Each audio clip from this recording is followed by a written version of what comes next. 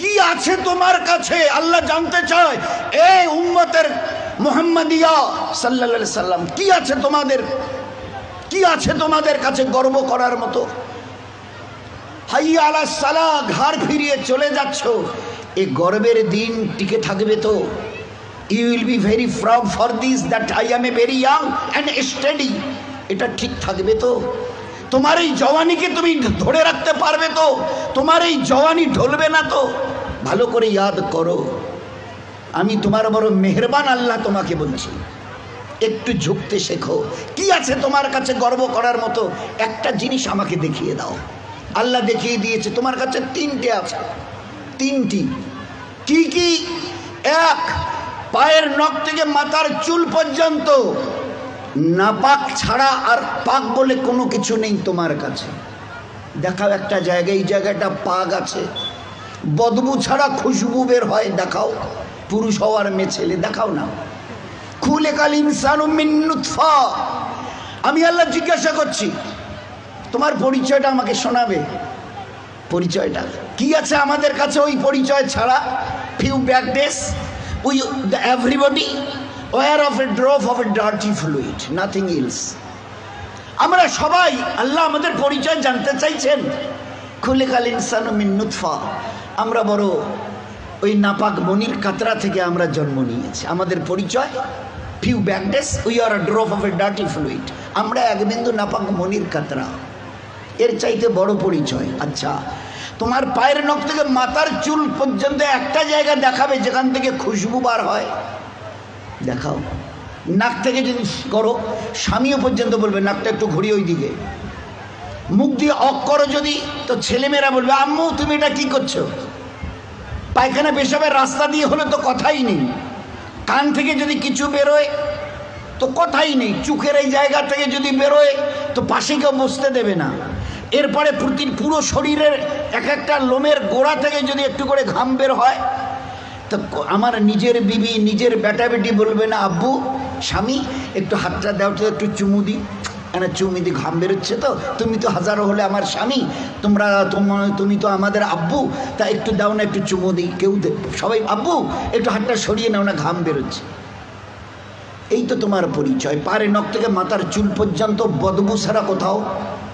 তিন, খুলিকাল ইনসানু মিন জাইফা, তোমরা বড় দুর্বল।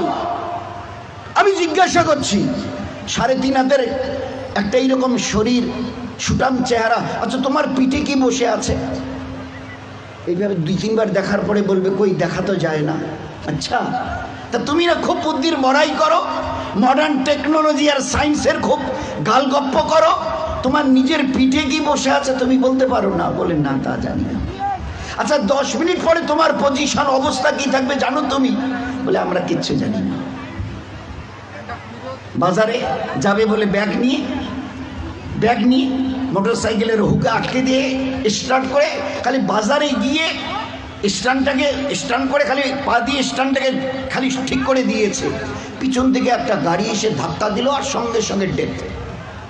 লাশ নিয়ে বাড়ি চলে গেল। এসছিল বাজার করতে, বড় ঝোলা নিয়ে এসছিল, বড় আশা করে মেহমান অপেক্ষা করছে বাড়িতে। বাজার থেকে ব্যাগে বাজার যায়নি, তার লাশ চলে গেছে বাড়িতে। খুলিকাল ইনসানু মিন জাইফা। 4, আল্লাহ জিজ্ঞাসা করছে আব্দুর রহমান বয়স কত? হ্যাঁ আল্লাহ 42 চলছে। বাকি কত? I know nothing about my age. Nurjahan তোমার বয়স কত চলছে? আল্লাহ 45 চলছে। আচ্ছা এরপরে আর বাকি কত? তা আল্লাহ আমি কেমন করে বলবো? না না তোমার নিজের বয়স, তাহলে তা তো জানি না।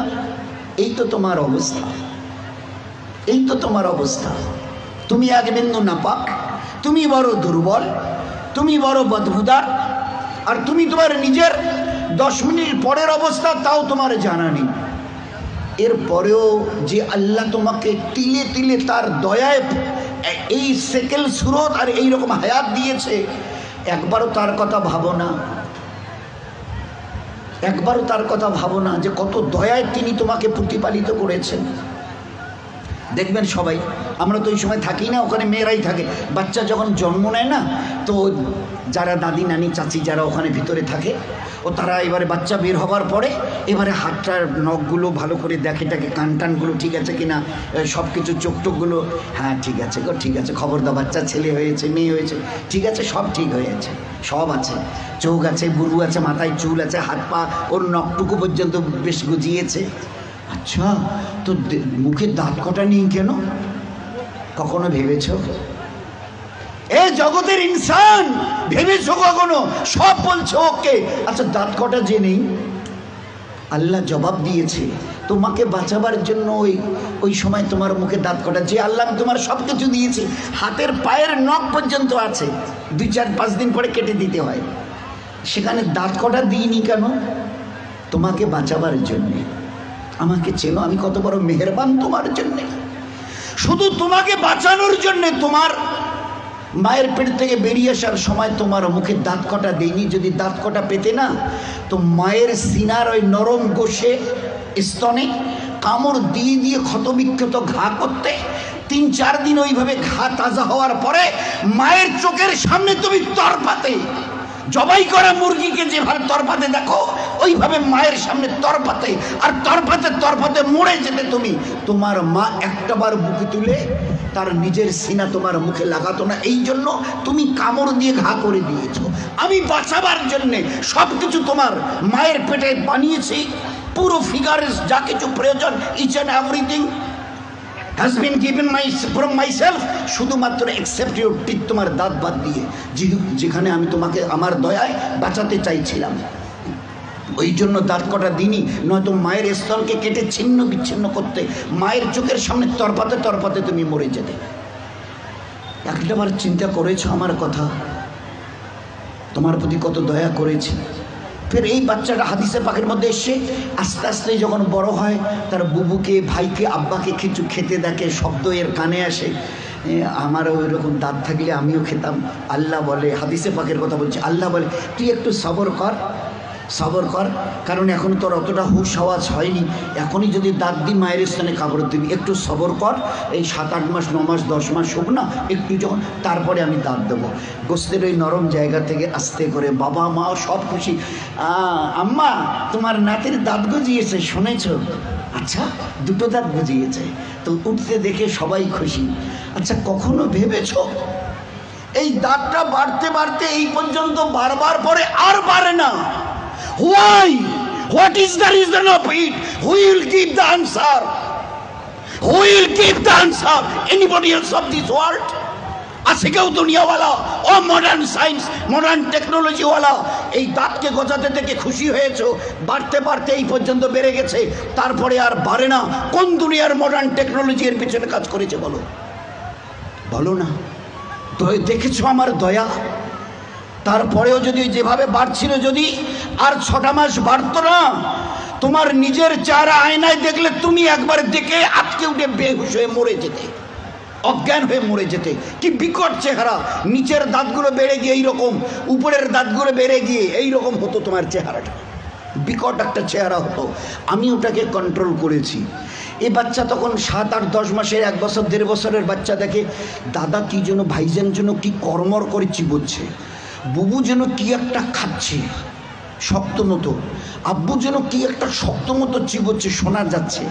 আসমান থেকে আওয়াজ আসে, তুই একটু সবর কর না, তোকে হালকা জিনিস খাওয়াবার জন্য যে দাঁতটা এখন দিয়েছে ওটার নাম হচ্ছে দুধ দাঁত, এর ক্যাপাসিটি কম, হালকা জিনিস চিবোতে পারবি, শক্ত জিনিস চিবোলে না ও দাঁত ভেঙে যাবে, তো তুই একটু সবর কর।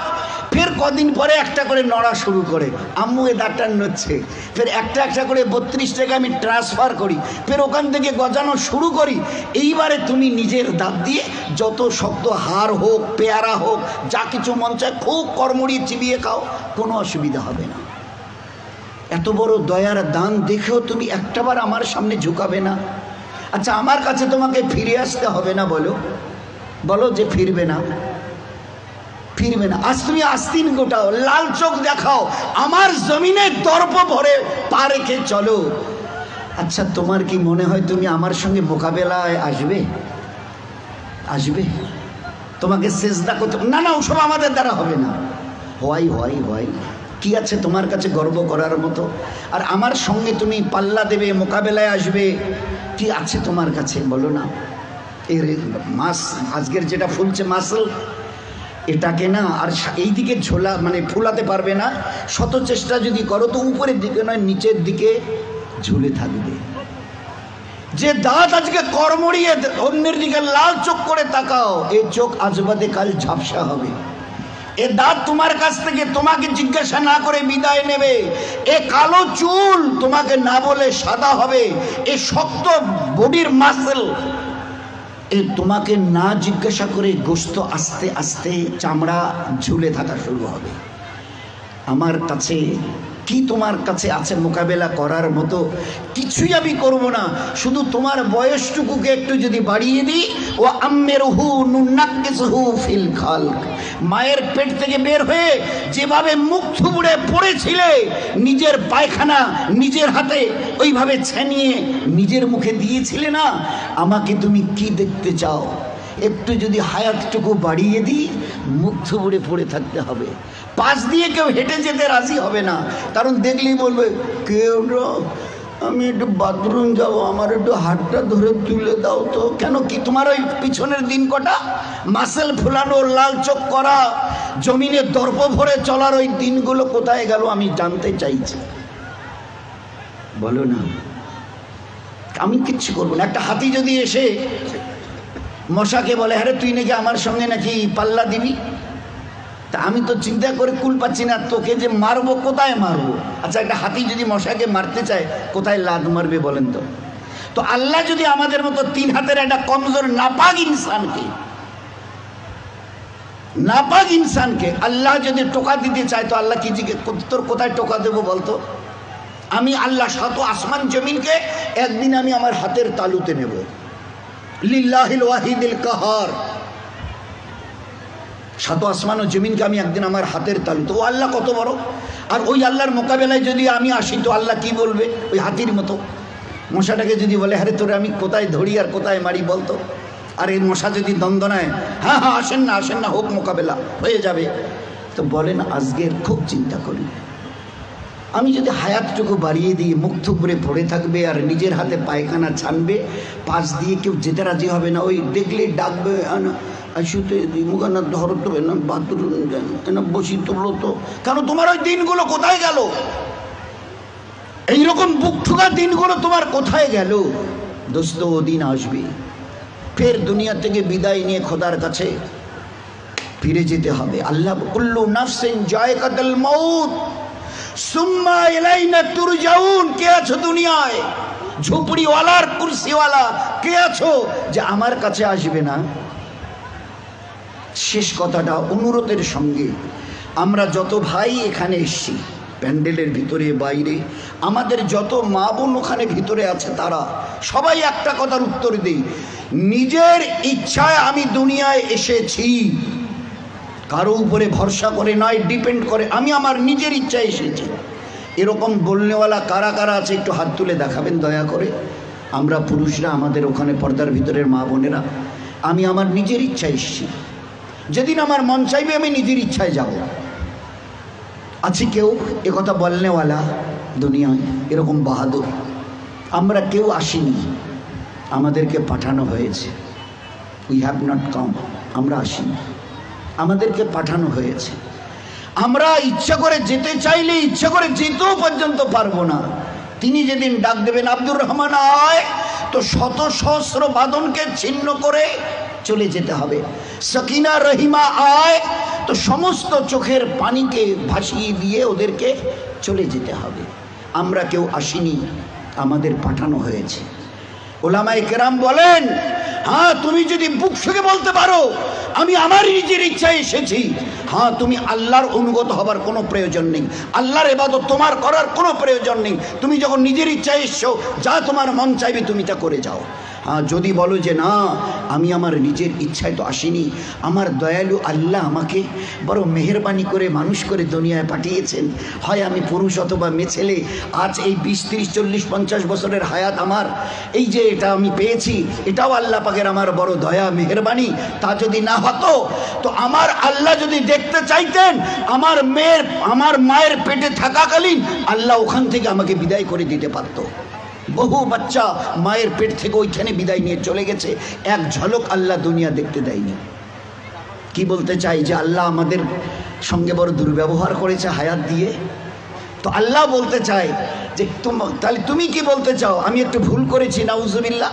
হায়াত দিয়ে, জওয়ানি দিয়ে, তাগত দিয়ে, ইচ্ছা যদি আমি করতাম না, মায়ের পেটে মোরা বাচ্চাকে তোমাকে বের হয়ে আসতে হতো, এক ঝলক দুনিয়া দেখতে পারতে না। এই জন্যে আমরা যারা সাথী পুরুষরা আছি, আমরা যারা পর্দার ভিতরে মা বোনেরা আছি, একটু আল্লাহকে চিনতে চেষ্টা করি। আমরা আসিনি, দয়া করে আল্লাহ পাঠিয়েছে। যেতে চাইলেও নিজের ইচ্ছায় যেতে পারবো না, আল্লাহ যেদিন ডাক দেবে যেতে হবে। আসা যাওয়া দুটোই যখন আল্লাহর ইচ্ছায়, তো মাঝখানের এই কটা দিন নিজের ইচ্ছায় চলে জীবনটাকে যেন বরবাদ না করি। দুনিয়ার জীবনও বরবাদ হবে, আখেরাতের জীবনও বরবাদ হবে। বরবাদের লাস্ট কথাটা হলো এই, তুমি আমার ইবাদতকে ছেড়ে দাও, দুটো জিনিস তোমাকে আমি দেব। এক, যতদিন দুনিয়ায় বেঁচে থাকবে, চাहे পুরুষ হও অথবা মেয়ে ছেলে, আমার ইজ্জত জালালের কসম, দুনিয়ায় তোমার জীবন যাবে অশান্তির আগুনে জ্বলতে, মরণের পরে তোমার জীবন যাবে জাহান্নামের আগুনে জ্বলতে। না দুনিয়ায় শান্তি, না আখেরাতে। দুনিয়ায় তোমার যতদিন 100 বছরে যদি বেঁচে থাকো, দুনিয়ায় তোমার জীবন যাবে অশান্তির আগুনে জ্বলতে, মরণের পরে তোমার জীবন যাবে জাহান্নামের আগুনে জ্বলতে। এই জন্য